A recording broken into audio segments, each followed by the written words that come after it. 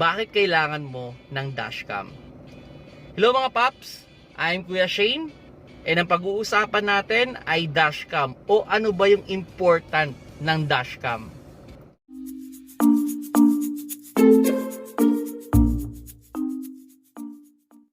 Actually, maraming reason bakit kailangan mo ng dashcam para sa iyong kotse. Ngayon, ibibigay ko ang 3 reason kung bakit dapat kang mag-setup ng dashcam at i-share ko rin sa inyo yung mga na-experience ko regarding with my dashcam. Okay, let's start. Number 1 reason, in case of accident, dashcam lang ang pwede mong maging kakampi sa daan. Like what happened sa akin before, nung binangga yung kotse ko ng isang taxi. During that time na binangga ko, aminado naman yung taxi driver na siya yung may kasalanan. So, ginawa namin, pumunta kami sa police station for the police report. Pero ang ending, pagdating namin doon, biglang bumaliktad ang kwento. Ako na daw pala ang bumangga sa kanya. So, hindi alam ng taxi driver na may dashcam pala yung kotse ko. So, ang ginawa ko, nilabas ko yung dashcam ko, pinapanood ko sa investigador, and doon sa taxi driver, and yun, nagalit yung investigador doon sa taxi driver. At ang pagkakasabi ng investigador, yan ang pinakaayaw ko, nagsisinungaling sa harap ko. Kaya ang ending, binayaran lahat ng taxi driver yung naging damage sa kotse ko.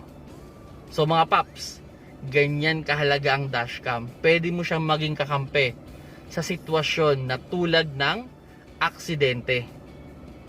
Number 2 reason, in case of traffic violation. Maraming beses na akong nailigtas ng dashcam ko sa traffic violation. Kung wala siguro akong dashcam, possible, libo na ang gastos ko sa mga ticket na binibigay ng mga enforcer.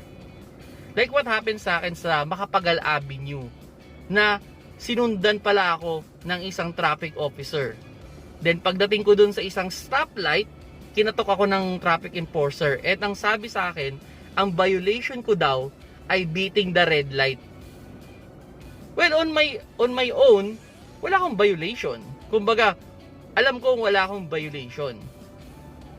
So, ang ginawa ko, nireplay ko sa harap niya yung dashcam footage ko. And nakita niya doon na pumasok ako sa intersection na naka-green pa. So, ang ending, kamot ulo yung enforcer and pinaalis na ako. Ganyan din na nangyari sa akin sa Pasay Road. Beating the red light na naman daw ang aking violation. Nung pagtawid ko sa traffic light, bigla akong pinara ng isang traffic enforcer. And ang sabi sa akin, beating the red light daw ako. Pero ang totoo nun, galing ako sa driveway ng condo. So paano ako magiging beating the red light? Kasi daw, ang description sa kanya, nung niradyo sa kanya ng ibang traffic enforcer, kulay puti na maliit na kotse. Well, that time, ang dala ko nun is Hyundai Ion na kulay puti. So tama naman yung description. Ang problema, hindi nila nakuha kung ano yung plate number. So ginawa ko na naman, pinakita ko na naman sa kanya yung footage ng dashcam ko, and nakita niya doon na galing ako sa driveway ng condo. Well, yun, nagpasensya na naman yung traffic enforcer, and sinabihan ko yung traffic enforcer na susunod, tignan ninyo yung plate number, hindi yung description ng kotse. So mga paps, laking tulong talaga ng dashcam. Kung natikitan ako that time ng beating the red light, possible mga 2,000 pesos ang babayaran ko sa City Hall ng Makati. Laking tulong, di ba? Number 3 reason, capture the moment. Maganda rin na magkaroon ng dashcam para makapture mo yung mga important moment. Like yung mga nakakatawang pangyayari sa daan, mga pangyayaring pwedeng makatulong sa iba, ma-document mo yung napuntahan mong lugar, at kung ano-ano pang marirecord ng dashcam mo. kagaya ng sinabi ko kanina, dashcam lang ang pwede mong maging kakampi sa daan.